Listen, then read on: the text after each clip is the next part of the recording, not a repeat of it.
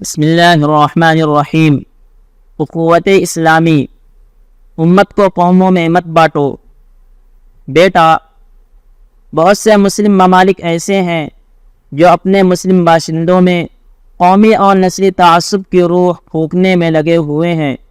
اس قومی اور نسلی تعصب کو ہوا دینے کا سب سے بڑا نقصان یہ ہے کہ ایک نسل یا ملک سے تعلق رکھنے والے مسلمان دوسرے مسلمانوں کے لیے جو دوسری نسل یا دوسرے ملک سے تعلق رکھتے ہیں اپنے دل میں نفرت کے جذبات رکھتے ہیں، جس کی وجہ سے تمام مسلمانوں میں خواہ وہ کہیں کے ہوں اور کسی بھی رنگ و نسل سے تعلق رکھتے ہوں، اسلامی اخوت اور بھائی چارہ کے جو رشتے استوار ہونے چاہیے تھے وہ استوار نہیں ہو پا رہے ہیں۔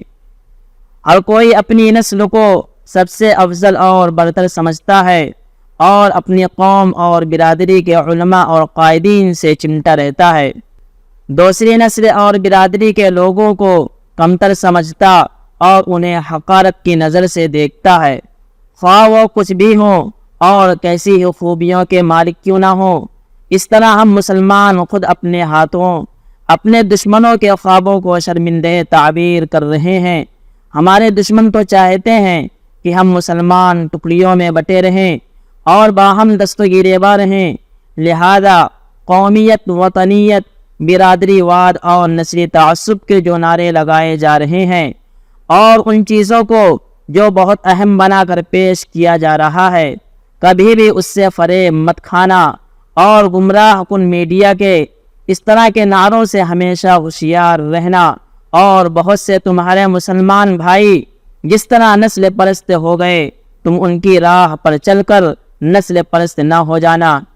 اسلام عالمی دین ہے، اس کے ماننے والے کہیں کے ہوں، کسی بھی رنگ و نسل سے ان کا تعلق ہو، دینی رشتے سے سب آپس میں بھائی بھائی ہیں۔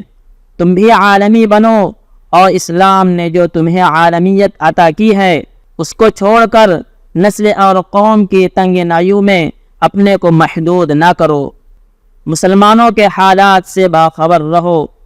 بیٹا، اگر آج ایک ملک سے دوسرے ملک اور بطور خاص ایک مسلم ملک سے دوسرے مسلم ملک کے سفر میں طرح طرح کی رکاوٹیں اور دشواریاں کھڑی کر دی گئی ہیں، جس کی وجہ سے تم دوسرے ممالک میں رہنے والے اپنے دینی بھائیوں سے مل نہیں سکتے، انہیں دیکھ نہیں سکتے، براہ راست ان کے حالات سے واقفیت حاصل نہیں کر سکتے، تو کم از کم اتنا تو ہونا ہی چاہیے کہ اخبارات و رسائل کے ذریعے ہی ان کے حالات سے واقفیت حاصل کرو، یا ایسے اسلامی مراکز سے رابطہ رکھو جہاں سے تمہیں اس طرح کی معلومات فراہم ہو سکیں۔ اسی طرح جو لوگ ایسے ممالک سے ہو کر آئے ہوں ان سے وہاں کے لوگوں کے حالات جاننے کی کوشش کرو، یا جن لوگوں کا ایسے حضرات سے ملنا ملانا ہوتا ہے ان سے جانکاری حاصل کرو۔ اور آج معلومات کے دوسرے بہت سے ذرائع پیدا ہو چکے ہیں، ان کو بھی اس مقصد کے حاصل کرنے کے لیے کام میں لایا جا سکتا ہے۔ امت ایک تھی۔ بیٹا، یہ خیال رہے کہ پوری امت مسلمہ پہلے ایک تھی اور یہ سارے اسلامی ممالک صدیوں تک ایک ہی ملک اور ایک ہی دارالاسلام کی شکل میں تھے۔ اس وسیع تر مملکت اسلامیہ میں مشرق سے مغرب اور شمال سے جنوب کا سفر کرنے کے لیے نہ کسی ویزے کی ضرورت تھی نہ پاسپورٹ کی، لیکن دشمنوں کی عیاری اور اپنوں کی سادہ لوحی کے سبب اس وسیع تر اسلامی مملکت کے حصے تقسیم ہوتے چلے گئے اور ایک امت مسلمہ مختلف قوموں میں بٹ کر رہ گئی۔ لیکن یہ مختلف قومیں اصل میں ایک ہیں، سب ایک ہی دینی اخوت کے بندھن میں بندھے ہوئے ہیں، ان سب کا دین ایک ہے، عقیدہ ایک ہے، قبلہ ایک ہے، لہذا دینی اخوت کے اس رشتے کو پہچانو اور اپنی بساط بھر اسے زندہ رکھنے کی کوشش کرو، اور دشمنوں کی سازشوں کو بھی سمجھو جنہوں نے ایک ہی امت کے افراد کے درمیان سرحدوں کی ایسی خلیج حائل کر دی کہ اس کی وجہ سے امت آپس میں ایک دوسرے کے لیے اجنبی ہو گئی۔ اسی طرح دشمنوں کے ان ایجنٹوں اور چیلوں کو بھی پہچانو جو دشمنوں کی سازشوں کو کامیاب بنانے میں ان کے آلۂ کار اور مہر بنے یا بن رہے ہیں۔ امت کے لیے کچھ تو کرو۔ بیٹا، جب بھی میں کچھ آرام کی سوچتا ہوں تو معاً مجھے یہ خیال دامنِ گیر ہو جاتا ہے کہ میں نے اپنے نبی محمد رسول اللہ صلی اللہ علیہ وسلم کی امت کے لیے تو کچھ بھی نہیں کیا۔ یہ تو بہت بڑی کوتاہی ہے۔ اس کی تلافی کے لیے تو مجھے بہت نیکیاں کرنی پڑیں گی، شاید تب کہیں جا کر اس سنگین کوتاہی کی تلافی ہو سکے۔ یہ خیال آتے ہی دل و دماغ پر بے چینی اور غم و حسرت کی ایک عجیب و غریب کیفیت سوار ہو جاتی ہے، اور پھر اللہ نے محض اپنے فضل سے دینی خدمت کا تھوڑا بہت جو موقع عنایت فرمایا ہے، بھاگ کر اسی میں دوبارہ مشغول ہو جاتا ہوں، اور اسی میں اپنے غم کا مداوع اور تسلی کا کچھ سامان پاتا ہوں۔ بیٹا، تم ہرگز اس طرح کی سنگین کوتاہی میں مبتلا نہ ہونا۔ امت کے لیے جو بھی خدمات تم سے بن پڑیں، ابھی سے ان خدمات کو انجام دو۔ تمہاری اصل توجہ دین ہی پر مبذول ہو، اور اللہ کی رضا کا حصول ہی تمہاری اصل فکر بنے۔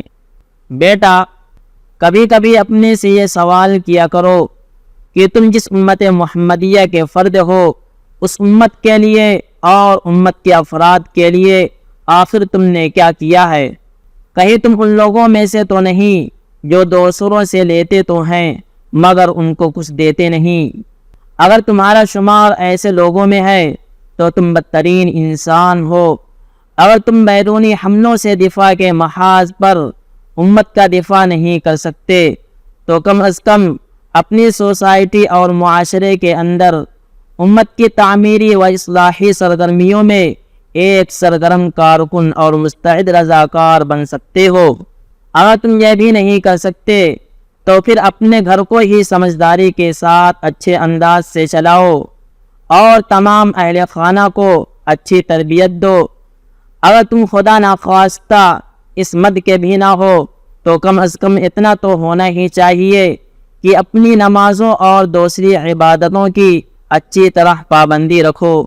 اگر عبادات کے اہتمام میں بھی تم سے کوتاہی واقع ہو تو کم از کم اس کا اہتمام تو کر ہی لو کہ تمہاری ذات سے کسی کو کوئی شر یا تکلیف ہرگز نہ پہنچے۔ اب آگے اس سے بھی زیادہ اپنے اوپر ستم نہ کرو۔ اگر تم اس حد سے بھی گزر گئے اور اسی حال میں تمہاری موت آ گئی تو ڈر ہے کہ تمہارا انجام اچھا نہ ہو۔ بیٹا، پوری امت مسلمہ کے لیے ہر روز دعائیں کیا کرو، بطور خاص ملت کے ان غیرت مند جیالوں کے لیے جو اسلام کی حفاظت اور ملت کی آبرو کے لیے دشمنوں کے خلاف سینے سپر رہتے ہیں اور تن من دھن کی بازیاں لگا رہے ہیں۔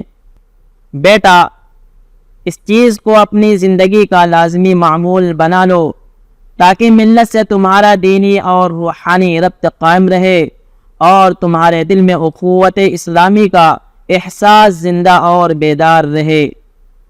دشمنوں نے سازشوں کا جال بچھا کر امت کو مختلف ٹکڑوں میں بانٹ دیا تاکہ امت میں وحدت و اخوت کا احساس مردہ ہو جائے۔ سبحان ربک رب العزت عما یصفون وسلام علی المرسلین والحمد للہ رب العالمین۔